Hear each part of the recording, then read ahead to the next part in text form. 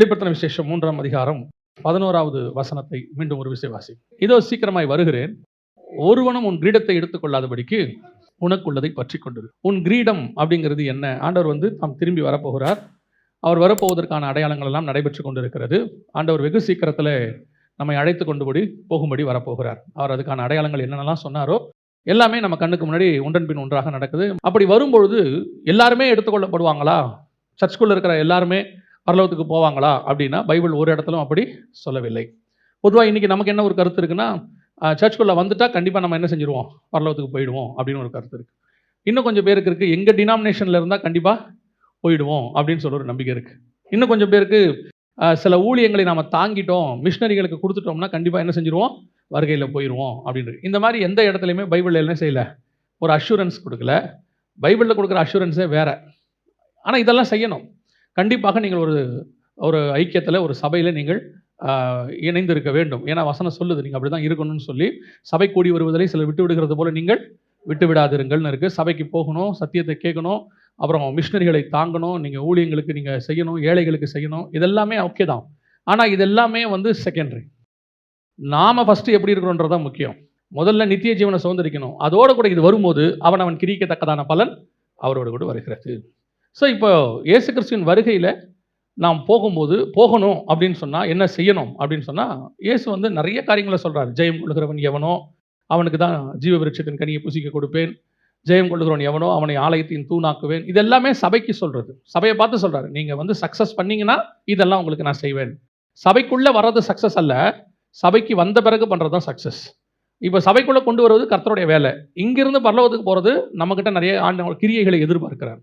அதில் ஒன்று ஆண்டவர் என்ன சொல்கிறான்னு கேட்டிங்கன்னா, நீங்கள் வாசித்த வசனம் வெளிப்படுத்தல் 3:11, நான் சீக்கிரமாய் வருகிறேன், ஒருவனும் உன் கிரீடத்தை எடுத்துக்கொள்ளாதபடி. கிரீடம் என்பது எதை குறிக்கிறது அப்படின்னு பார்த்தா, லேவியராகமத்தின் புஸ்தகத்தில் 21ஆம் அதிகாரம் 12வது வசனம் வாசிங்க. பரிசுத்த ஸ்தலத்திலிருந்து புறப்படாமலும் தன் தேவனுடைய பரிசுத்த ஸ்தலத்தை பரிசுத்த குலைச்சலாக்காமலும் இருப்பானாக. அவனுடைய தேவனின் அபிஷேக தைலம் என்னும் கிரீடம் அவன் மேல் இருக்கிறதே, நான் கர்த்தர். அப்போ கிரீடம் என்பது எதை குறிக்கிறது? அபிஷேக தைலத்தை குறிக்கிறது. இந்த தலைமையில் இருக்கிற கிரீடம் அபிஷேகம், ஒரு ராஜரீக அபிஷேகம். அதில் 3 முக்கியமான காரியங்களை பார்த்தோம். அதாவது ஆண்டவர் ராஜாவாக அபிஷேகம் பண்ணினார்.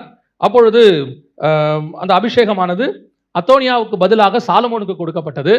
அந்த கிரீடம் சாலமோனுக்கு கொடுக்கப்பட்ட உடனே என்ன நடந்துச்சுன்னு பார்த்தோம். வஸ்தியின் தலையில் இருக்கிற கிரீடம் எஸ்தரின் தலைக்கு போச்சு. அப்பொழுது எஸ்தருக்கு என்ன நடந்தது, வஸ்திக்கு என்ன நடந்தது அப்படின்னு பார்த்தோம். அடுத்தபடியாக சவுலுக்கு ஆண்டவர் அபிஷேகம் பண்ணியிருந்தார். அந்த அபிஷேகம் தாவீதுக்கு மாறி போனது. ஆண்டவர் 2 காரியங்களை வச்சிருக்கிறார். அந்த வசனம் என்ன சொல்லுது?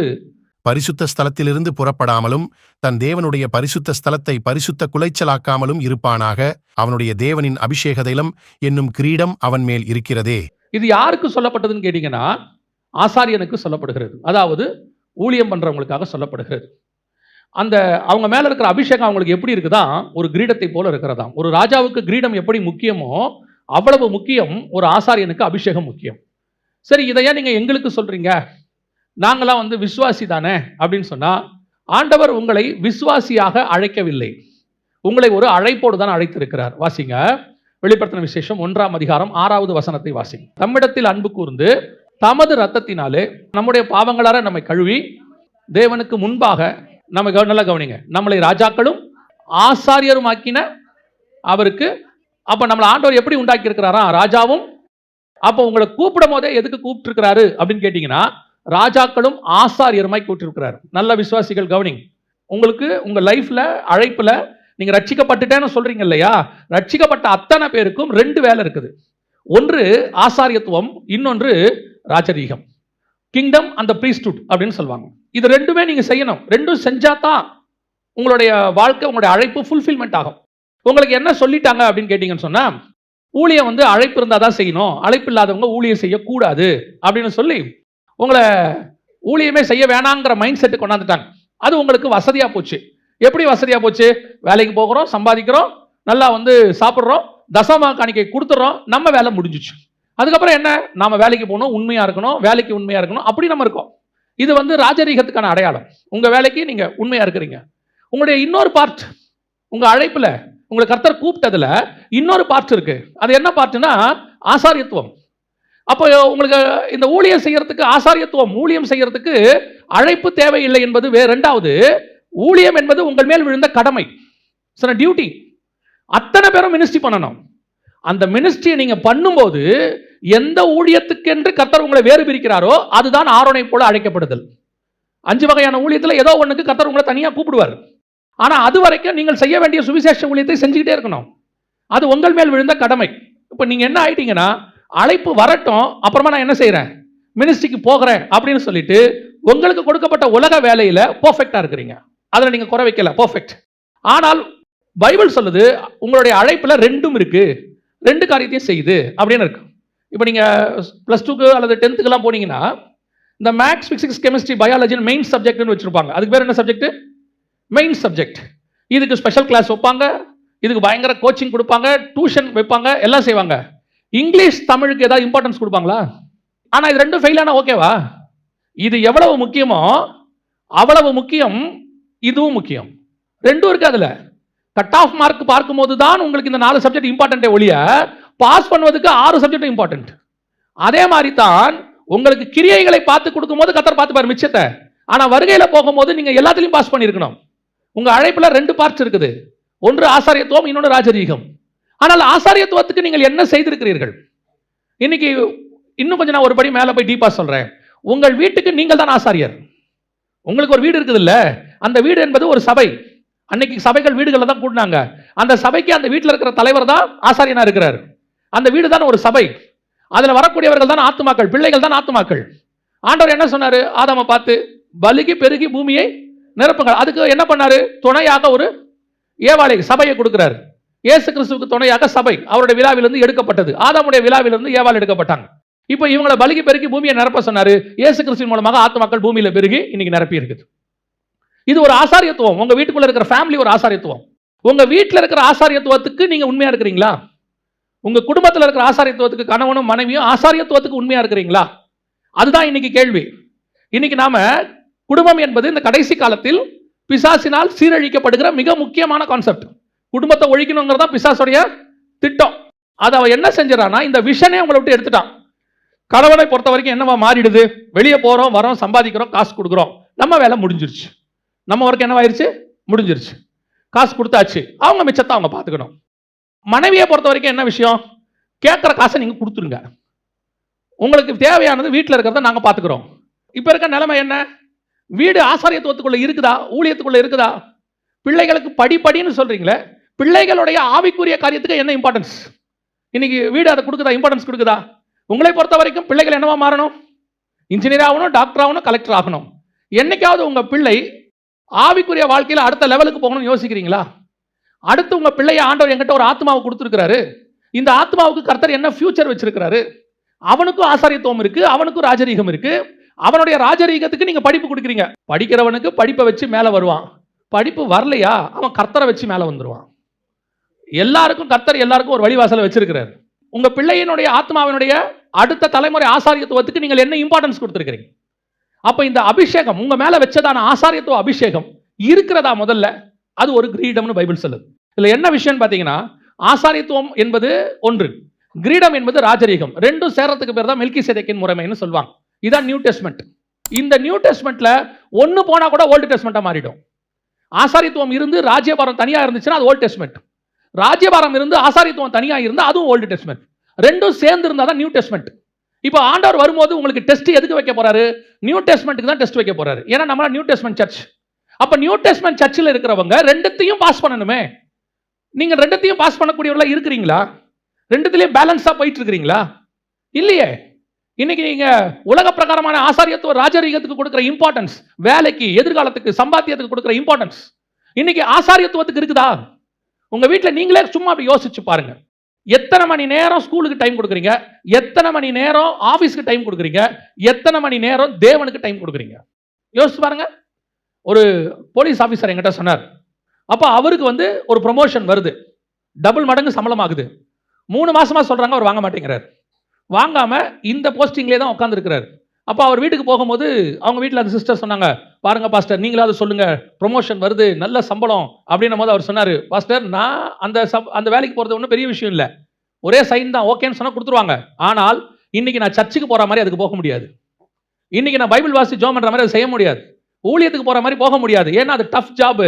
அதுக்கு போயிட்டா நைட்டு கூப்பிடுவாங்க, காலையில எப்போ வேணா கூப்பிடுவாங்க. என் ஸ்பிரிச்சுவாலிட்டி அடி வாங்கும். இதுதான் ஆசாரியத்துவத்துக்கு கொடுக்கிற இம்பார்ட்டன்ஸ். இன்னைக்கு நம்ம கொடுக்குறோமா? இன்னைக்கு நம்மளுடைய கான்சென்ட்ரேஷன் அது மேல இருக்குதா? பேசும்போதெல்லாம் பணம், பேசும்போதெல்லாம் எதிர்காலம், பேசும்போதெல்லாம் படிப்பு, பேசும்போதெல்லாம் என்ன பண்ண போற, அடுத்த ஜெனரேஷன் என்ன ஆகும், உங்கள் ஆத்மாவை குறித்து எந்த அளவுக்கு நீங்கள் கான்சென்ட்ரேட் பண்ணி இருக்கிறீர்கள், அதுதான் கேள்வி. அப்போ உங்களுக்கு ஆண்டவர் கொடுத்த அந்த அபிஷேகம், கிரீடம், ஆசாரியத்துவம் என்று சொல்லக்கூடியதான அந்த அபிஷேக தைலம் இன்னும் இருக்குதா இல்ல போயிருச்சா? அப்ப அந்த ஆசாரியத்துவம், ஆண்டவர் கொடுத்ததான ஸ்பிரிச்சுவாலிட்டி, ஆவிக்குரிய காரியம் இருக்கா உங்களுக்குள்ள? இந்த அபிஷேகம் இன்னும் இருக்கா? இந்த ஆசாரியத்துவம் ஏன் போகுது? வாசிங்க 1 சாமுவேல் புத்தகம் 2ஆம் அதிகாரம் 30வது வசனத்தை வாசிங்க. ஆகையால் இஸ்ரவேலின் தேவனாகிய கர்த்தர் சொல்லுகிறதாவது, உன் வீட்டாரும் உன் பிதாவின் வீட்டாரும் என்றைக்கும் என் சந்நிதியில் நடந்து கொள்வார்கள் என்று நான் நிச்சயமாய்ச் சொல்லியிருந்தும், இனி அது எனக்கு தூரமாயிருப்பதாக. என்னை கனம் பண்ணுகிறவர்களை நான் கனம் பண்ணுவேன், என்னை அசட்டை பண்ணுகிறவர்கள் கனவீனப்படுவார்கள் என்று கர்த்தர் சொல்லுகிறார். நல்லா கவனிங்க. இது ஆண்டவர் ஏலியை பார்த்து சொல்ற ஒரு வார்த்தை. ஏலி யாரு? பிரதான ஆசாரியன். இந்த பிரதான ஆசாரியனா இருக்கிற ஏலிக்கு அவங்களுடைய ஆதி தகப்பன் ஆரோனுக்கு கர்த்தர் ஒரு வாக்குத்தத்தம் பண்றார். யாத்ராகமம் 40:13-14.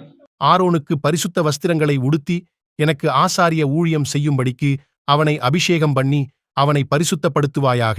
அவன் குமாரரையும் வரச்செய்து அவர்களுக்கு அங்கிகளை உடுத்தி அவர்கள் எனக்கு ஆசாரிய ஊழியம் செய்யும்படி அவர்களையும் அவர்கள் தகப்பனை அபிஷேகம் பண்ணினபடியே அபிஷேகம் பண்ணுவாயாக. அவர்கள் பெறும் அந்த அபிஷேகம் தலைமுறை தோறும் நித்திய ஆசாரியத்துவத்துக்கு ஏதுவாயிருக்கும் என்றார். ஆரோனுக்கு ஒன்று சொல்றாரு, உன் மேல ஒரு அபிஷேகத்தை நான் கொடுக்குறேன், அது உன் பையன் பையன் பையன் தலைமுறை தலைமுறை தலைமுறையா அந்த அபிஷேகம் அப்படியே இருக்கும்பா, அது நித்தியமா இருக்கும்பா அப்படின்னு சொன்னார். அந்த தேவன் தான் 1 சாமுவேலின் புத்தகத்தில் சொல்றாரு, நான் இந்த விஷயத்தை ஆரோனுக்கு சொன்னேன், நான் நித்தியமா இருக்கும்னு சொன்னேன், ஆனால் எனக்கு அது இப்ப எப்படி இருக்கிறது? தூரமா இருப்பதாக. அந்த வார்த்தையை நான் தள்ளிடுறேன்பா. உனக்கு கொடுக்கப்பட்ட அபிஷேகம் யார்கிட்ட சொல்றாரு? ஏலிகிட்ட சொல்றாரு. ஏன், என்ன காரணம்? இந்த அபிஷேகத்தை இப்பவும் சொல்றேன், உங்க மைண்ட்ல இருந்து எடுத்துருங்க. ஊழியக்காரன் வேற, விசுவாசி வேறன்னு எடுத்துருங்க. நீங்கள் அத்தனை பேருமே ஒரு பகுதியிலே ஊழியக்காரராய் அழைக்கப்பட்டவர்கள். ஏன்னா உங்க அழைப்புல ஒரு பார்ட் என்னவா இருக்கு? ஆசாரித்துவம் இருக்கு. முதல்ல உங்க வீட்டுக்கு நீங்க தான் ஆசாரியர். உங்க மனைவி தான் சபை, உங்க பிள்ளைகள் தான் ஆத்மா. கணவனும் மனைவியும் ஆசாரியனும் சபையும் சேர்ந்து ஆத்மாக்களை கொண்டு வரணும். இங்க ஆசாரியன் ஒழுங்கா இருந்தாலும் சரி, சபை ஒழுங்கா இல்லாம போனாலும் சரி, அல்லது சபை ஒழுங்கா இருந்து ஆசாரியன் ஒழுங்கா இல்லாம போனாலும் சரி, பாதிக்கப்பட போறது ஆத்மாக்கள் தான். அப்ப நீங்க நல்லா பாத்துக்கணும். நீங்க ஏதோ அந்நியமா ஏதோ ஊழியக்காரங்களுக்கு பேசுறாங்கன்னு எடுக்காதீங்க, உங்களுக்கு தான். இப்ப ஏலியை பார்த்து கர்த்தர் சொல்றாரு, நான் இதை அவனுக்கு வாக்கு பண்ணேன் ஆரோனுக்கு, ஆனால் இப்பொழுது அது எனக்கு தூரமாய் இருப்பதாக. அதை நான் எடுத்துட்டேன் அந்த வாக்குத்தை. ஏன், என்ன காரணம்? நீங்க நிறைய விஷயம் அதில் படிச்சிருப்பீங்க. முக்கியமா 2 விஷயத்தை கர்த்தர் அங்கே ஏலியை பார்த்து சொல்றாரு. அந்த 2 தான் நம்ம இப்ப பார்க்க போறோம். ஃபர்ஸ்ட், முதலாவது வாசிங்க 1 சாமுவேலின் புத்தகம் 2ஆம் அதிகாரம் 29வது வசனம் வாசி. என் வாசஸ்தலத்திலே செலுத்தும்படி நான் கட்டளையிட்ட என் பலியையும் என் காணிக்கையையும் நீங்கள் உதைப்பானேன். என் ஜனமாகிய இஸ்ரவேலின் காணிக்கைகளிலெல்லாம் பிரதானமானவைகளைக் கொண்டு உங்களை கொழுக்க பண்ணும்படிக்கு நீ என்னை பார்க்கிலும் உன் குமாரரை மதிப்பானேன் என்கிறார். நீ என்னை பார்க்கிலும் உன் குமாரரை மதிப்பானேன். இதுதான் இன்னைக்கு இருக்கக்கூடிய ஃபர்ஸ்ட் ப்ராப்ளம். நீ என்னை பார்க்கிலும் உன் குமாரரை மதிப்பானேன். இன்னைக்கு பிள்ளைகளை மதிக்கணும், ரொம்ப அவசியம். அதுவும் இந்த காலகட்டத்தில், இந்த லாஸ்ட் ஜெனரேஷன். நல்லா கவனிச்சு பாருங்க. நாம இருந்ததுக்கும், நம்ம அப்பாக்கள் இருந்ததுக்கும், தாத்தாக்கள் இருந்ததுக்கும், இந்த ஜெனரேஷனுக்கும் உங்களுக்கே டிஃபரன்ஸ் நல்லா தெரியுது. நமக்கு கிடைக்காத மரியாதையை நம்ம பிள்ளைகளுக்கு கொடுத்துக்கிட்டு இருக்கிறோம். நமக்கு கிடைக்காத சுதந்திரத்தை நம்ம பிள்ளைகளுக்கு கொடுத்துட்டு இருக்கிறோம். நம்ம அப்பாக்கள் எதிரில் நாம உட்காந்தே பேச முடியாது இல்லையா? எதிர்த்தே பேச முடியாது. 2வது வார்த்தை பேசினா அடுத்த கேள்வி கேட்பாங்க இல்லையா? ஆனா இன்னைக்கு என்ன நடக்குது? இன்னையோட நிலைமை என்ன? இன்னைக்கு ஜெனரேஷன் எங்க போகுது? இதெல்லாம் நம்ம உலக பிரகாரமா சொல்றோம். அது ஒரு பக்கம் இருக்கட்டும். ஸ்பிரிச்சுவலி கர்த்தருக்கு இம்பார்ட்டன்ஸா, குமாரருக்கு இம்பார்ட்டன்ஸா? இந்த ஏலி எப்படிப்பட்ட ஆள் தெரியுமா? அண்ணால் ஜோம் பண்ணிட்டு இருக்காங்க, இருதயத்தை ஊத்தி ஜோம் பண்றாங்க. அவங்க ஊத்தி ஜோம் பண்ணும்பொழுது இவர் தூரத்துல இருந்து பாக்குறாரு. பார்க்கறதுக்கு, அண்ணாலை பார்க்கறதுக்கு அவருக்கு எப்படி தெரியுதுன்னு கேட்டீங்கன்னா, குடிச்சிட்டு இருக்கிற மாதிரி தெரியுது. அவர் கேட்கிறாரு, எது வரைக்கும் நீ வெறி கொண்டு இருப்பாய்? எழுந்திரிச்சு போ அப்படிங்கிறாரு. அந்த அம்மா சொல்லுது, இல்லப்பா நான் வெறி கொண்டல, நான் என்னுடைய பாரத்தை சொல்லிட்டு இருக்கிறேன். அப்படின்னா விசுவாசி தப்பு பண்ணா கண்டிக்கிறதுக்கு அவர் எப்படி இருந்திருக்கிறாரு? உடனே இமிடியேட், அப்படியே ஸ்பாட்ல அவர் சொல்லிடுவாரு, நீ பண்ற தப்பு எல்லாம் ஓகே ஃபைன். இப்ப பசங்க தப்பு பண்றாங்க. பசங்க தனிப்பட்ட முறையில் தப்பு பண்றது வேற, அது அப்படி இருக்கட்டும், அது 2வது பார்க்கலாம். ஸ்பிரிச்சுவலி தப்பு பண்றாங்க. ஃபர்ஸ்ட் பலிபீடத்துக்கிட்ட இருக்கக்கூடியதான அந்த தகன பலி செலுத்துறதுக்கு முன்னாடியே எடுத்துட்டு போயிடுறான் கரிய. காணிக்கையை மிஸ்யூஸ் பண்றான். எல்லாத்தையும் பார்க்கறாங்க. பார்த்தபோது கர்த்தர் எச்சரிப்பு கொடுக்கிறார். எச்சரிப்பு கொடுத்தும் இவன் யாருக்கு இம்பார்ட்டன்ஸ் கொடுக்கிறான்? பிள்ளைகளுக்கு இம்பார்ட்டன்ஸ் கொடுக்கிறான். கர்த்தர் நம்ம கிட்ட எதிர்பார்க்கிற மிக முக்கியமான விஷயம், நல்லா கவனிச்சுக்கொள்ளுங்க. கர்த்தர் உங்களுக்கு பிள்ளையை கொடுத்தது நீங்கள் திருப்பி அவர் கையில் கொடுப்பதற்கு. பிள்ளையை நீங்க நித்தியமா கையில வச்சுக்க போறதே கிடையாது. ஒரு குறிப்பிட்ட காலம் வரைக்கும் பிள்ளை உங்க கையில் இருக்கும். ஒரு குறிப்பிட்ட காலம் வரைக்கும் நீங்கள் பிள்ளைகள் கையில் இருப்பீர்கள். அதற்கு பேரும் 2 பேரும் தனித்தனியாய் பிரிந்து விடுவீர்கள். நான் கல்யாணத்துல சொல்லல, உலகத்தை விட்டு பிரிஞ்சிருவோம். ஒரு சர்டன் லிமிட், 70 பலத்தின் மிகுதினால் 80, அப்புறம் நம்ம இருக்கவே மாட்டோம், பிள்ளைகள் மட்டும்தான் இருப்பாங்க. அப்போ இந்த பிள்ளைகள் ஒரு டெம்பரவரி, நமக்கு கொடுக்கப்பட்டது ஒரு 30 வருஷம் 40 வருஷம். அந்த பிள்ளைகளை நம்ம இஷ்டப்படி வளர்க்குறோம், நமக்காக செஞ்சிருக்கிறோம், அது நம்ம இஷ்டம். நம்ம என்ன சொல்றோம்? என் பிள்ளை என் இஷ்டம், நான் என்ன வேணாலும் பண்ணுவேன், அது நம்ம வச்சுக்கிறோம். அதுவே முதல்ல மிஸ்டேக். அது கர்த்தர் கொடுத்த சுதந்திரம். கர்த்தர் பரலோகத்துல அந்த பிள்ளையை உங்க கையில கொடுத்துருக்கிறார். என்ன ரீசனுக்கு கொடுத்தாருன்னு நீங்க முதல்ல ஆண்டவரை கேட்கணும். கேட்டுட்டு அதன் அடிப்படையில் பிள்ளையை வளர்க்கணும். பெற்றோர் என்னதுக்காக இருக்கிறாங்க? அவங்களுடைய இஷ்டப்படி, அவங்க சித்தத்தின்படி அவனை வளர்த்து அவங்க இஷ்டப்படி செய்யறதுக்கு இல்ல. கர்த்தர் எனக்கு பிள்ளையை கொடுத்திருக்கிறார், அந்த பிள்ளையை வளர்த்து கொடுன்னு பார்வோனுடைய குமாரத்தை கொடுத்திருக்கிறார். அதை வளர்த்து யார்கிட்ட கொடுக்குறா?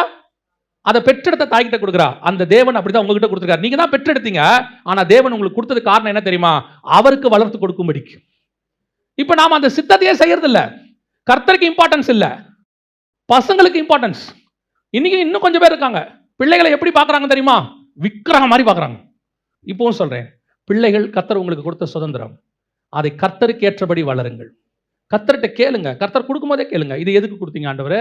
இந்த பிள்ளையை ஏன் கொடுத்துருக்கிறீங்க? இது எதுக்காக பரலோகம் எனக்கு கொடுத்துருக்குது? பாருங்க, பைபிள்ல ஒரு பிள்ளையை கூட ஆண்டவர் சும்மா கொடுக்கல. ஒவ்வொரு பிள்ளைக்கு பின்னாடி கர்த்தருக்கு என்ன இருந்துச்சு? திட்டம் இருந்துச்சு. உங்களுக்கு கொடுத்த பிள்ளைக்கு பின்னாடியும் திட்டம் இருக்கு. அதை ஆண்டவர்கிட்ட கேட்கணும். நம்ம கேட்கறது இல்லை. பேர் வைக்கும் போதாவது அதை கேட்டுட்டீங்கன்னா நல்லா இருந்திருக்கும். நான் பைபிள்ல இருந்து கத்துக்கிட்டதை உங்களுக்கு சொல்றேன். அவனுக்கு கர்த்தர் வைக்கிற பேர்லயே அவனுடைய லைஃப் ஆண்டவர் சொல்லி வச்சிருப்பார். அதுலயே நீங்க கண்டுபிடிச்சிக்கலாம் அவனை என்னத்துக்காக ஆண்டவர் வச்சிருக்கிறாருன்னு சொல்லி. நம்ம பேரையே மாத்திடுவோம். நம்ம பல நேரங்களிலே தேவ சித்தம் என்ன என்பதை கேட்கறது கிடையாது. எனக்கு இஷ்டம், ஏன் வாழ்க்கை, ஏன் பையன், ஏன் பொண்ணு. ஆண்டவர் சொல்றாரு, நீ என்னை விட அவர்களை அதிகமாக நேசிக்கிறாய். ஃபர்ஸ்ட் ப்ரிஃபரன்ஸ் நீ எனக்கு தான் கொடுக்கணும். எங்கிட்ட கேள், ஏன்னா பிள்ளையை கொடுத்தது நான். என்ன கேளு, அவங்களை என்ன வளர்க்கணும் நான் சொல்றேன். நான் என்னுடைய அனுபவத்தில் சொல்றேன். சில பெற்றோருக்கு பிள்ளைகள் இந்த ஸ்கூல்ல படிச்சா தான் கரெக்டா இருக்கும் அப்படின்னு சொல்லி கடனை உடனே வாங்கி அந்த பிள்ளை படிக்கிறதுக்குள்ள இவர் கடன்காரனா மாறிடுறார். ஃபீஸ் கட்ட முடியாம தடுமாறி. நான் ஆரம்பத்தில் ஊழியத்துக்கு வந்த புதுசுல எனக்கு அவ்வளவா செலவு பண்றதுக்கு எனக்கு வழி கிடையாது. அப்போ ஆண்டவர்கிட்ட நான் கேட்டேன், ஆண்டவரே இந்த பிள்ளையை படிக்க வைக்கணும், எங்க படிக்க வைக்கணும், என்ன படிக்க. எனக்கும் நிறைய ஆசை இருந்துச்சு. இப்பவும் சொல்றேன், ஆஸ் அ ஃபாதரா எனக்கு நிறைய ஆசை இருந்துச்சு. என்னுடைய மகளை இப்படி படிக்க வைக்கணும், என் மகனை இப்படி. கர்த்தர் என் மகளுக்கு ஒரு சீட் கொடுத்தாரு. அதை நான் ஃபீஸ் கட்டக்கூடிய அஃபோர்டபுள் ப்ரைஸில் இருக்கக்கூடிய ஒரு காலேஜ். அதை நான் தேடலை, தானாக வந்துச்சு. நான் தேடின காலேஜ் வேற. 3 வருஷம் பேச்சுலர்ஸ் முடிச்சு, மாஸ்டர்ஸ் முடிச்சு, அதை ஃபீஸ் கட்டுறதுக்கு ஆண்டவர் கடன் இல்லாமல் கட்டுறதுக்கு கர்த்தர் கிருபை தந்தார், எல்லாத்தையும் முடிக்கிறதுக்கு. இப்படி ஒவ்வொரு விஷயத்திலையும் பரலோகம் உங்களோடு கூட உடன் வரும், உங்களுக்கு போதிக்கும், உங்களை நடத்தும். நீங்க அந்த அப்படியே ஆண்டவர்கிட்ட படிக்க வைக்கிறதுல இருந்து ஒவ்வொரு காரியத்தையும் கேட்டு பாருங்க. உங்க பிள்ளைகளை பரலோகம் டேக் கேர் பண்ணி நடத்தும். உங்களுக்கு அது பேர்டனாவே இருக்காது. பிள்ளைகள் ஆசீர்வாதம் தானே, பிள்ளைகள் கர்த்தர் கொடுக்கிற ஆசீர்வாதம் தானே. அப்ப அதோட வேதனை வரக்கூடாது இல்ல? அப்படித்தானே பைபிள் சொல்லுது. கர்த்தர் ஆசீர்வாதத்தோட என்ன பண்ண மாட்டார்? வேதனையை கூட்ட மாட்டார். ஏன் பிள்ளை வளர்க்கறதுக்கு உங்களுக்கு இவ்வளவு வேதனையா இருக்குது? படிச்சு முடிக்கிறதுக்குள்ள போதும் போதும் ஆகுதுங்கிறாங்க. ஏன் உங்களுக்கு போதும் போதும் ஆகுது? உங்க நோக்கம் என்ன? உங்களுடைய காரியம் என்ன? நீங்க உங்க இஷ்டப்படி நடத்திட்டீங்க எல்லாத்தையும். அதனுடைய விளைவு என்ன? ஃபீஸ் கட்ட முடியல, படிக்க வைக்க முடியல, எப்படி இதுக்கப்புறம் என்ன செய்யறதுன்னு முடியல. அவன் போறான், அவன் போய் பாதியிலே நிறுத்திட்டு வந்துடுறான் படிக்கிறத. இது நிலைமையில பிள்ளைகளுக்கு தேவ சித்தத்தை தாண்டி போய் எங்கெங்கயோ போய் இன்னைக்கு பிள்ளைங்க எல்லாம் கொலாப்ஸ். பெற்றோர் இப்ப புலம்புறாங்க, என்ன செய்யலாம், ஏது பண்ணலாம். நன்றாய் கவனித்துக் கொள்ளுங்கள். உங்கள் பிள்ளைகளை கையில வாங்குற அன்னையிலிருந்து ஆண்டவர்கிட்ட கேட்டுக்கிட்டே இருக்கணும், இவங்களை என்ன பண்ணணும், நான் என்ன செய்யணும், எனக்கு எதுக்கு கொடுத்தீங்க. அவங்களுக்கு வைக்கிற பேர்ல இருந்து கர்த்தரை கேட்கணும், என்ன பண்ணணும்னு சொல்லுங்கன்னு. இன்னைக்கு நமக்கு நிறைய ஆசை இருக்குது, அதுல எந்த மாற்று கருத்தும் இல்லை. நம்ம ஆசையெல்லாம் போடுறதுக்கு பிள்ளைகள் கிடையாது. நமக்கு ஆசை, என் பிள்ளையை அப்படி கொண்டு இப்படி கொறணும். அதனுடைய விளைவு என்ன? தேவ சித்தத்தை தாண்டி போயாச்சு, தேவ சித்தத்தை விட்டு அகைன்ஸ்டா போயாச்சு.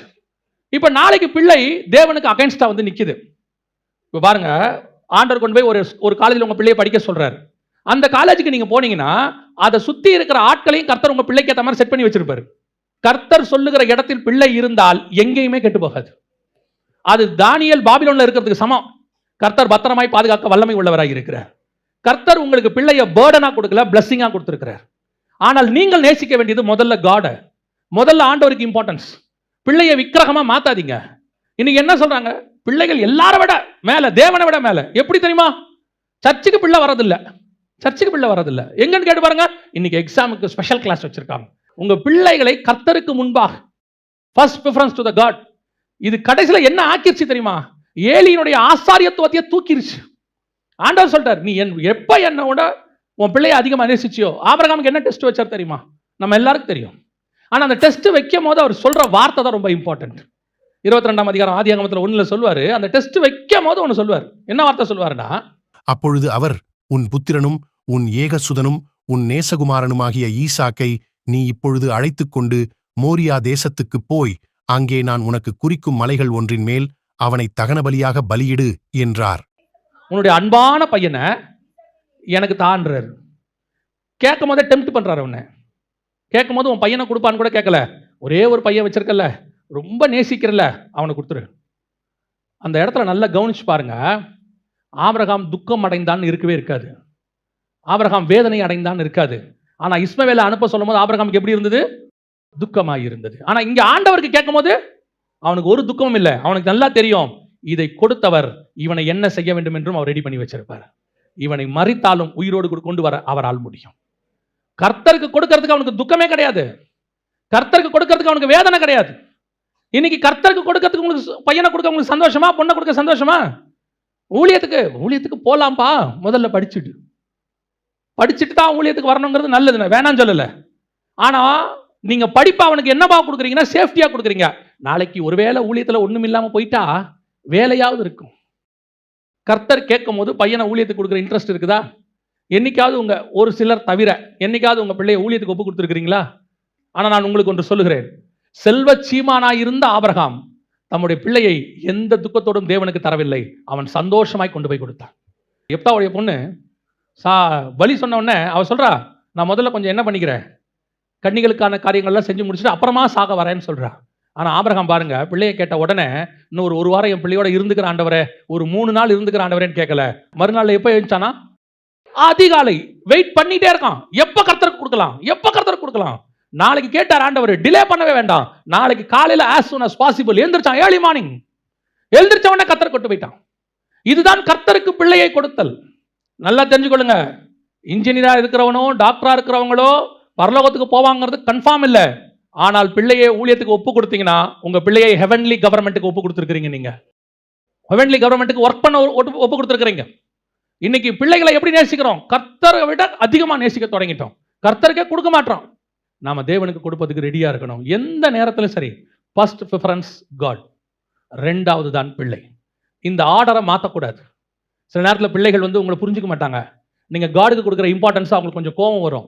அவங்களே சொல்லுவாங்க, எங்க அப்பா அம்மாவுக்கு எங்க மேல பாசமே இல்லை, ஆண்டவர் ஊழியன் ஓடுறாங்க, கர்த்தருக்கு தான் இம்பார்ட்டன்ஸ் கொடுக்குறாங்க, எங்களுக்கு கொடுக்கறது இல்லைன்னு சொல்லுவாங்க. அதை பத்தி கவலையே படாதீங்க. ஒரு நாள் உங்கள் நீதி அவர்களுக்கு முன்பாக தெரியும். ஒரு நாள் அவங்க சொல்லுவாங்க, எங்க அப்பா அம்மா நீதிமானாக இருந்தார்கள், அவர்கள் எங்களை கர்த்தருக்குள் வளர்த்தார்கள். ஒரு ஊழியக்காரர் அவருடைய சாட்சி புக்கில் எழுதியிருக்கிறாரு, காலையில பைபிள் வாசிக்காட்டி அவங்க வீட்டில் டிஃபனே தர மாட்டாங்களாம். சாப்பாடு பிரேக்ஃபாஸ்ட் கிடையாது, காலைல பைபிள் வாசிச்சாதான் பிரேக்ஃபாஸ்ட். அப்போ ஒரு நாள் சொன்னாராம், நான் இன்னைக்கு பைபிள் வாசிக்க மாட்டேன் அப்படின்னு. அவங்க சொன்னாங்களா, உனக்கு பிரேக்ஃபாஸ்ட் கிடையாது. உடனே அவர் சொன்னாரா, பார்ப்போம். மத்தியானம் வரைக்கும் வாசிக்கலையாம், மத்தியானம் சாப்பாடும் கிடையாது. சாயங்காலம் வரைக்கும் பைபிள் வாசிக்கலையாம். அவங்க அம்மா சொன்னாங்களா, நைட்டும் சாப்பாடு கிடையாது. அப்புறம் கேட்டாராம், உங்களுக்கு என்ன விட பைபிள் தான் முக்கியமா? அவங்க சொன்னாங்களா, நீ பைபிள் வாசிச்சா தருவேன், இல்லைன்னா தரமாட்டேன். அன்னைக்கு அவர் கோவத்தோட போய் பைபிள் வாசிச்சுட்டு, இப்படி ஒரு தாய் தகப்பனை எனக்கு கொடுத்தீங்களே ஆண்டவரே, ஈவிரக்கமே இல்லையே இவங்களுக்கு அப்படின்னு சொல்லிட்டு பைபிள் வாசிட்டு சாப்பிட்டாராம். ஆனால் ஒரு நாள் வந்தது, அவருடைய சாட்சி புக்கில் எழுதுறாரு, அன்றைக்கு என் தாய் தகப்பன் கர்த்தருக்குள் என்னை பைபிள் வாசிக்கிறதிலும் ஜெபத்திலும் நடத்தினது இன்று என்னை கொண்டு வந்து ஊழியக்காரனாய் நிறுத்தி இருக்கிறது. சில நேரத்தில் ஸ்பிரிச்சுவலி நாம எடுக்கிற முடிவு நம்ம பிள்ளைகளுக்கு தப்பாக தோன்றும். ஐயோ அப்பா எந்த பேரண்ட்ஸ் டீச்சர்ஸ் மீட்டிங்கும் வரவே மாட்டாரு, ஊழியன்னு ஓடுறாரு, எங்களுக்கு எது ஒன்றும் நிற்க மாட்டேங்கிறார், எல்லாமே எங்கள் அம்மா தான் வராங்க, அப்பா வர்றதில்லை. சில நேரத்தில் நமக்கு தோணும், ஐயோ பிள்ளைகள் நம்மளை வெறுத்துருவாங்களோன்னு ஆண்டவர் சொல்வார், நீ போ, உன் நீதி ஒரு நாள் விளங்கும். அதை தெரியப்படுத்துகிற காலம் ஒன்று வரும். பல நேரங்களில் நாம தேவனுக்கு முன்பாக செய்கிறது பிள்ளைகளுக்கு முன்பாக தெரியாது. ஆனால் செய்ய வேண்டியது தேவனுக்கு. அதை பிள்ளைகளுக்கு தெரியப்படுத்த கர்த்தர் வல்லமை உள்ளவராக இருக்கிறார். அல்லேலூயா. இரண்டாவது, ஏலி கிட்ட இருக்கக்கூடிய இன்னொரு பிரச்சனை என்ன? வாசிங்க 1 சாமுவேலின் புஸ்தகம் 3ஆம் அதிகாரம் 13வது வசனம். அவன் குமாரர் தங்கள் மேல் சாபத்தை வரப்பண்ணினதை அவன் அறிந்திருந்தும் அவர்களை அடக்காமல் போன பாவத்தின் நிமித்தம். ஆசாரித்துவத்தை மொத்தமா தூக்குனதுக்கு 2வது ரீசன் என்ன தெரியுமா? அவன் தப்பு செய்யறான்னு தெரியுது, காடுக்கு விரோதமா போறான்னு தெரியுது, அவன் பலிபீடத்துக்கிட்ட தப்பு செய்யறான்னு தெரியுது, கர்த்தருக்கு விரோதமான காரியங்களில் அவன் நடக்கிறான்னு தெரியுது. ஆனால் அவர்களை அவன் அடக்கவில்லை. ஆனா அண்ணால பேசும்போது நல்லா பேசினான், பிரதான ஆசாரியன் இருக்கும்போது நல்லா பேசுறான். ஆனா இங்க பிள்ளைகள் தேவனுக்கு விரோதமாய் போகும் பொழுது அவர்களுக்கு என்ன இல்லை? அடக்காமல் போனது நிமித்தம். இந்த ஜெனரேஷன் எப்படின்னு கேட்டீங்கன்னா, அவன் ஃப்ரெண்ட்லியா இருக்க விரும்புறான். ஏன்னா அவன் பார்க்கறான், இந்த ஜெனரேஷன் எல்லாரையும் பார்க்கறான், ஃப்ரெண்ட்லியா இருக்க விரும்புறான். அப்பா கிட்ட நல்லா ஜாலியா பேச விரும்புறான், அம்மா கிட்ட ஜாலியா பேச விரும்புறான். அப்பா எப்படிப்பட்டவரா இருக்கிறாரு? சில அப்பாக்கள் எப்படி இருக்கிறாங்கன்னா, அவங்க அப்பா கிட்ட எப்படி இருந்தாரோ அப்படித்தான் பையன் நம்ம கிட்ட இருக்கணும்னு நினைக்கிறாங்க. அப்போ இந்த ஜெனரேஷன் கிட்ட நீங்க பழகும் போது பெற்றோரை கொஞ்சம் என்ன செய்யுங்க, கொஞ்சம் ஃப்ரெண்ட்லியா இருங்க. இது நீங்க கொஞ்சம் அட்ஜஸ்ட் பண்ணணும் பெற்றோர். ஆனா அதே நேரத்தில் ஸ்பிரிச்சுவலி ராங்கா போகும்போது கண்டிக்க வேண்டியது உங்களுடைய வேலை. You must spiritually. இன்னைக்கு என்ன நடக்குது? பைபிள் வாசிக்க மாட்டேறான், ஜெபம் பண்ண மாட்டேங்கிறான், சர்ச்சுக்கு வர மாட்டேங்கிறான். அதெல்லாம் யார் மம்மி வருவா, போர் அடிக்குது அப்படிங்கிறான். நீ வந்து தான் ஆகணும்னு சொல்லணும். Spiritually you must. உங்க பிள்ளைய நீங்க கண்டிப்பா தான் வைக்கணும், சொல்லணும், இப்படிதான், இதான் நாங்க இப்படிதான் இருக்கணும்.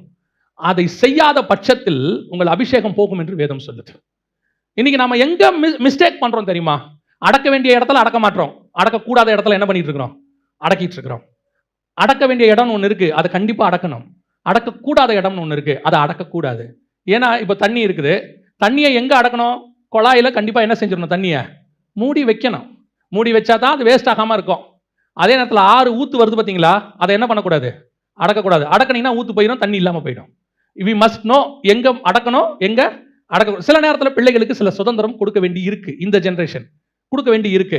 சில இடத்துல பிள்ளைகளை கண்டிப்பாக என்ன செய்யணும்?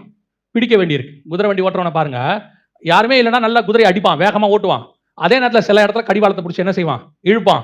வேகமா ஓட்ட வேண்டிய இடத்துல வேகமா ஓட்டணும், கடிவாளம் பிடிச்சி இழுக்கிற இடத்துல கடிவாளம் இழுக்கணும். இன்னைக்கு இருக்கிற பெற்றோருக்கு இது தெரிய மாட்டேங்குது. ஏன்னா நம்ம 2000க்கு முன்னாடி பார்த்த பெற்றோர் வேற, இப்ப பார்க்குற பிள்ளைகள் வேற. இது ரெண்டும் குவைட் ஆப்போசிட் ஜெனரேஷன். இப்ப நீங்கள் தான் இதை என்ன செய்ய வேண்டி இருக்கிறது? மிகச் சரியாக ஹேண்டில் பண்ண வேண்டியிருக்கு.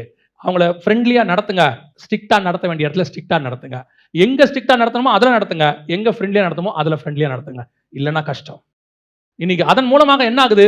உங்கள் மேலிருந்து உங்கள் பிள்ளைகளுக்கு வர வேண்டிய அபிஷேக தைலம் வரல, உங்களுக்கு அப்புறம் அவன் ஸ்பிரிச்சுவாலிட்டியில இல்ல. இப்ப யோசிச்சு பாருங்க, உங்க அளவுக்கு உங்க பிள்ளை ஸ்பிரிச்சுவாலிட்டியில இருக்குதா?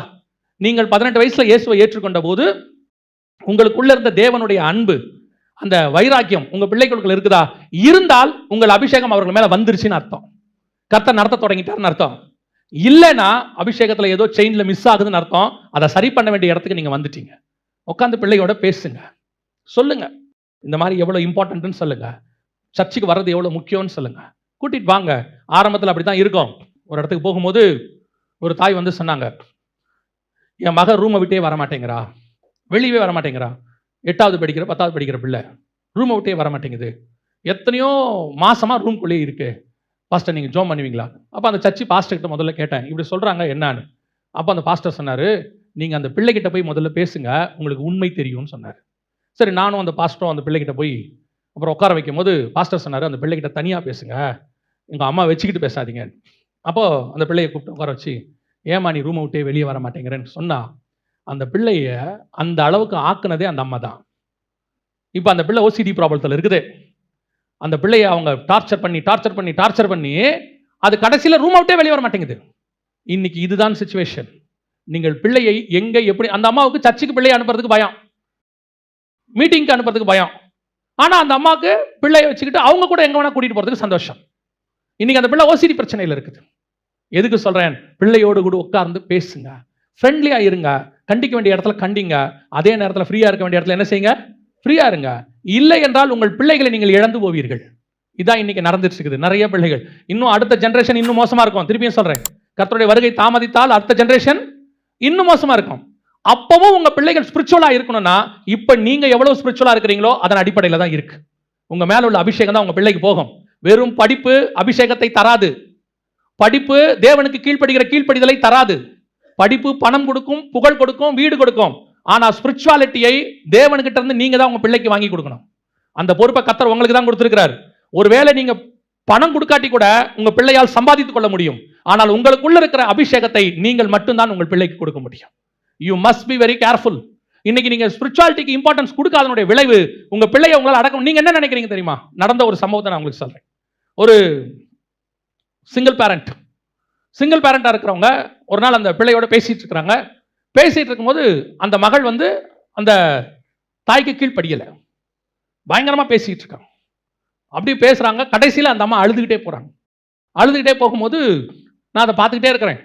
இப்போ நான் ஆண்டவர்கிட்ட கேட்குறேன், ஏன் ஆண்டவரே இந்த அம்மா கஷ்டப்பட்டு கணவன் இல்லாமல் இந்த பிள்ளையை வளர்க்குது, ஆனால் இந்த பிள்ளை அந்த அம்மாவுக்கு கீழ்ப்படிய மாட்டேங்குது, என்ன காரணம்?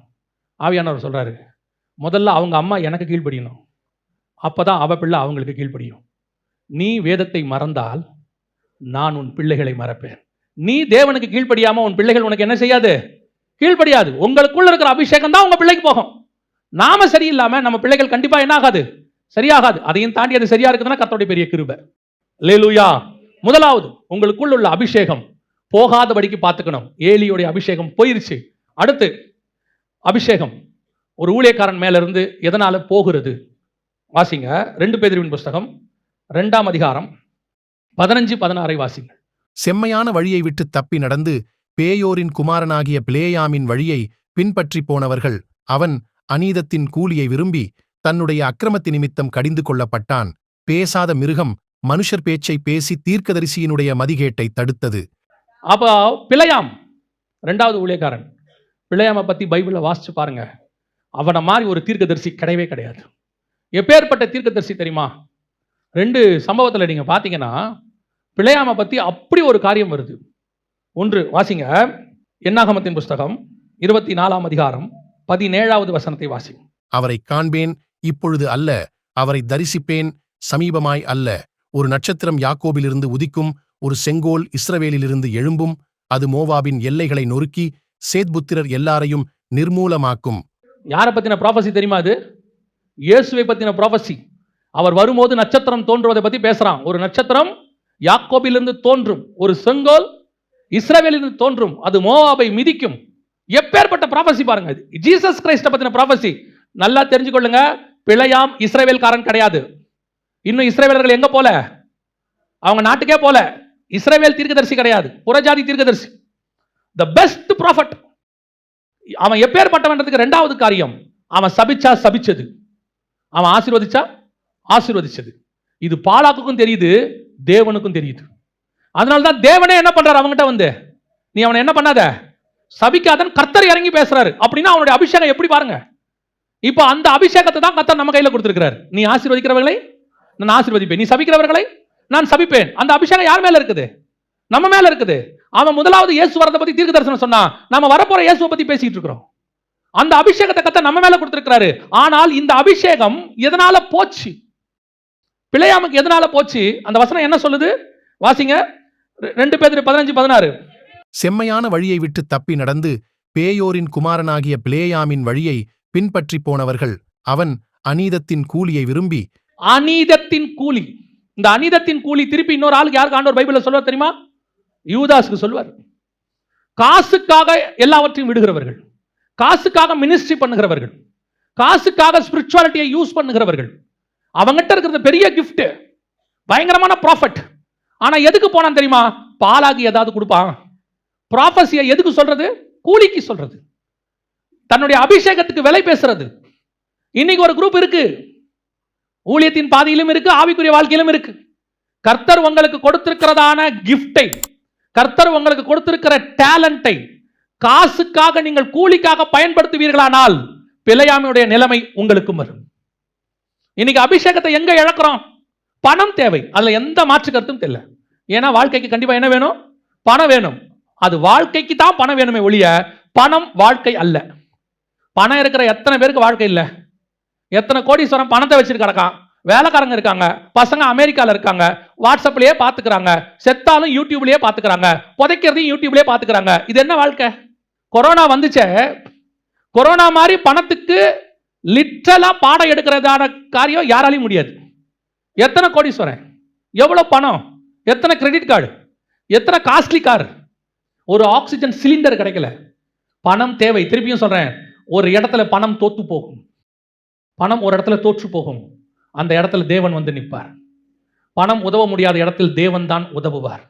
இன்னைக்கு நிறைய கூட்டம் ஒன்று இருக்கு, கர்த்தர் கொடுத்திருக்கிற கிஃப்டை, கர்த்தர் கொடுத்திருக்கிற டேலண்ட்டை பணத்துக்கு யூஸ் பண்ணி பணம் பணம் பணம்னு.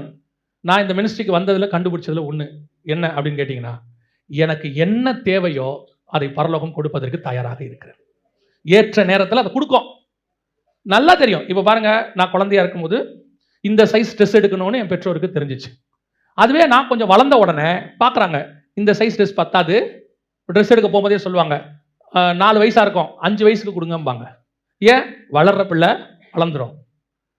15 வயசு ஆகும்போது நமக்கு என்ன தேவையோ, பொல்லாதவர்களாகிய நீங்கள் உங்கள் பிள்ளைகளுக்கு நல்ல ஈவுகளை செய்யும் போது பரலோகத்தில் இருக்கிற பிதா செய்வது அதிக நிச்சயம். உங்களுக்கு என்ன தேவை, ஏது தேவை, எவ்வளோ பணம் தேவை. இன்னைக்கு பணம் பணம் பணம் ஒரு குரூப் வாழ்க்கை ஃபுல்லாக ஓடுறான். 58 60 வரைக்கும் ஓடி சம்பாரிச்சு எல்லாம் சேர்த்து வச்சுட்டு என்னப்பா என்ன பண்ண போற? 60லேருந்து 70க்குள்ள இந்த 60 வரைக்கும் சம்பாரிச்சதை செலவு பண்ணிடுறான். கிட்னி ஃபெயிலியர், அது ஃபெயிலியர், இது ஃபெயிலியர், மொத்தம். அது வேற நம்மகிட்ட என்ன சொல்றான், பாரு நான் சம்பாரிச்சதுனால தானே இப்படி செலவு பண்ண முடிஞ்சிச்சு. நான் சொல்றேன், நீ சம்பாரிச்சனால தான் செலவு பண்ண, நீ ஒழுங்கா இருந்திருந்தீனா இது வந்திருக்கவே வந்திருக்காது. உடம்ப பார்க்கறது இல்லை, 12 மணி நேரம் 14 மணி நேரம் வேலை, டயத்துக்கு சாப்பிட்றது இல்லை, நைட்டு 11 மணி 12 மணி 2 மணிக்கு சாப்பிட்றது, டயத்துக்கு படுக்கிறது இல்லை, ஃபோனை பார்த்துக்கிட்டே உட்காந்துருக்கான். நல்லா கவனிங்க, எல்லாத்துக்கும் ஒரு பிரமாணம் இருக்கு. என்ன சாப்பிட்ணும், எப்போ சாப்பிட்ணும் இருக்கு. ஒரு காலத்தில் நமக்கு அதெல்லாம் தெரியாது, உண்மைதான்.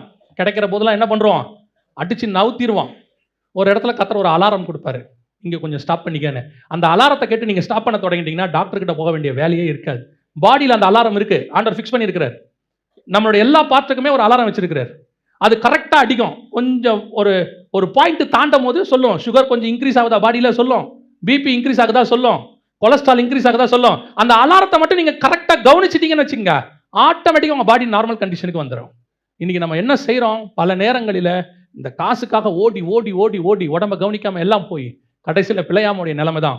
இதே மாதிரி உபதேசம், பணத்துக்கான உபதேசம் இப்போ சபைக்குள்ள இருக்குதாமா. ஆண்டவர் சொல்றார், வாசிங்க வெளிப்படுத்தின விசேஷம் 2ஆம் அதிகாரம் 14வது வசனம் வாசி. ஆகிலும் சில காரியங்களை குறித்து உன்பேரில் எனக்கு குறை உண்டு. விக்கிரகங்களுக்கு படைத்தவைகளை புசிப்பதற்கும் வேசித்தனம் பண்ணுவதற்கும் ஏதுவான இடரலை இஸ்ரவேல் புத்திரர் முன்பாக போடும்படி பாலாக் என்பவனுக்கு போதனை செய்த பிலேயாமுடைய போதகத்தை கைக்கொள்ளுகிறவர்கள் உன்னிடத்தில் உண்டு. சபைக்குள்ள இப்படிப்பட்ட உபதேசத்தை கைக்கொள்றவங்க என்ன உபதேசமா, காசுக்காக ஜனங்களை தவறாய் நடத்துகிறவர்கள். பாலாக் அவன் எப்படி நடத்திட்டானாமா, இஸ்ரவேல் ஜனங்களை போட்டு கொடுத்து காசுக்காக, அநீதத்தின் கூலிக்காக இஸ்ரவேல் ஜனங்களை மோசம் போக்குற உபதேசத்தை பாலாக்கு கொடுத்துட்டானாமா. அதே மாதிரி இன்னைக்கும் சபைக்குள்ள ஜனங்களை மோசம் போக்குற உபதேசம். எப்படி மோசம் போக்குற உபதேசம்? அவங்க காசுக்காக, அதை பெற்றுக்கொள்வதற்காக உங்களுக்கு அவங்க சொல்றாங்க. நான் கத்துக்கிட்டதை சொல்றேன், அந்தந்த காலகட்டத்துக்கு என்ன ஆசீர்வாதம் தேவையோ, நம்மளால சமாளிக்க முடியுமோ அந்த ஆசீர்வாதத்தை பரலோகம் கொடுக்கும். அவ்வளவுதான். உங்களால சமாளிக்க முடிஞ்ச ஆசீர்வாதத்தை பரலோகம் அந்த நேரத்தில் கொடுக்கும். உங்களுக்கு ஆசை காட்டுறவங்க இருக்கிறாங்க, அப்படி கை வச்சு ஜெபம் பண்ணுங்க, கர்த்தர் கொடுப்பார். நீங்க நினைக்கிறதெல்லாம் கர்த்தர் கொடுப்பார், கேளுங்க கொடுப்பார். ஆசையை தூண்டுறது தங்களுடைய சுய இச்சைக்காக, கூலிக்காக. நீங்களும் எப்படி இருக்கீங்க தெரியுமா, இந்த கேட்கிற விஷயத்தை கேட்டு, ஓ பரவாயில்லையே ஆண்டவர் அதை கொடுப்பார் இதை கொடுப்பார். திரும்பியும் சொல்றேன், ஆண்டவருக்கு உங்களுக்கு என்ன கொடுக்கணும்னு அவருக்கு தெரியும். 2வது, உங்களுக்கு என்ன தேவைன்னு உங்களுக்கு தெரியாது. அதான் பிரச்சனை. வசனம் சொல்லுது, நமக்கு என்ன தேவை என்பதை நாம் அறியாதிருக்கிறபடினாலே.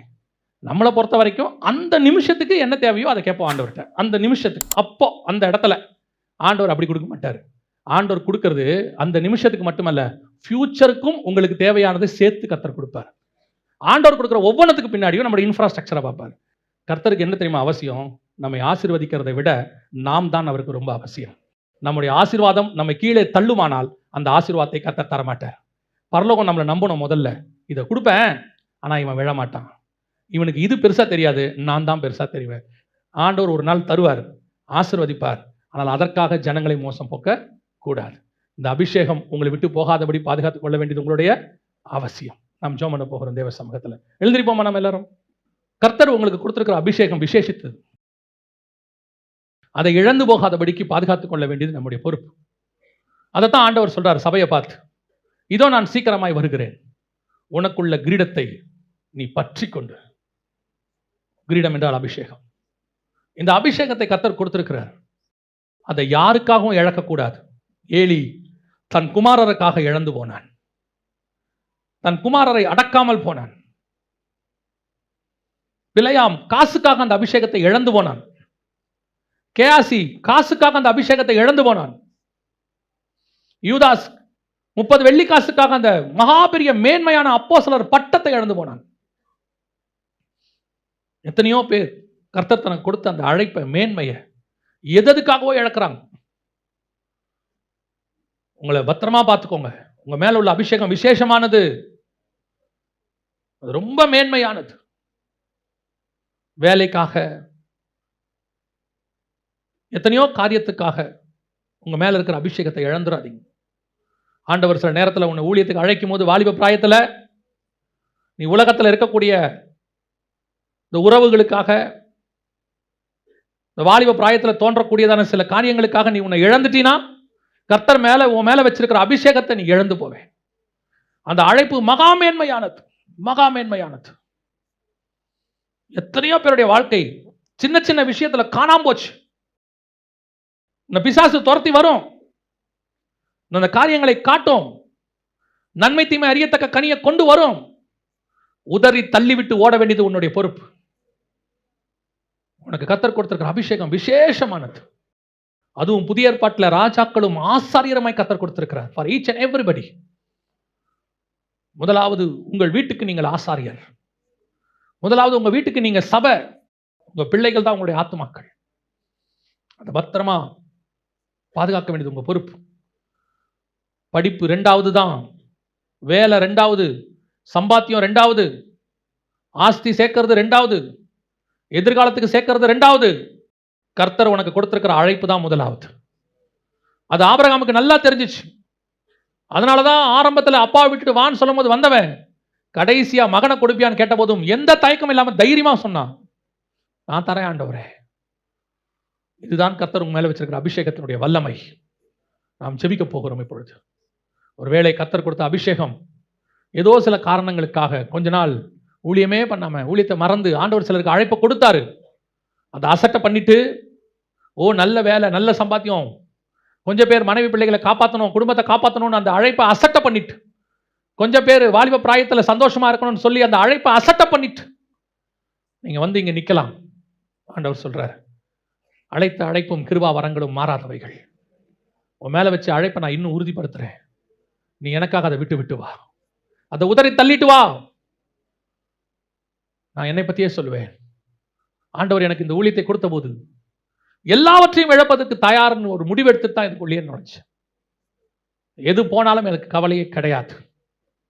ஏன்னா எங்களுக்கு கிடைக்காத ஊழியம் எனக்கு கிடைச்சிருக்குது. என் குடும்பத்தாருக்கு கிடைக்காத ஊழியம் எனக்கு கிடைச்சிருக்குது.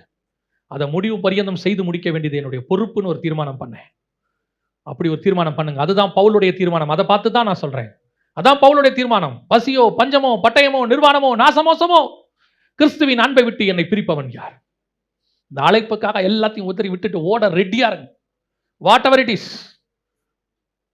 ஒப்பு கொடுப்போமா தேவ சமூகத்தில்?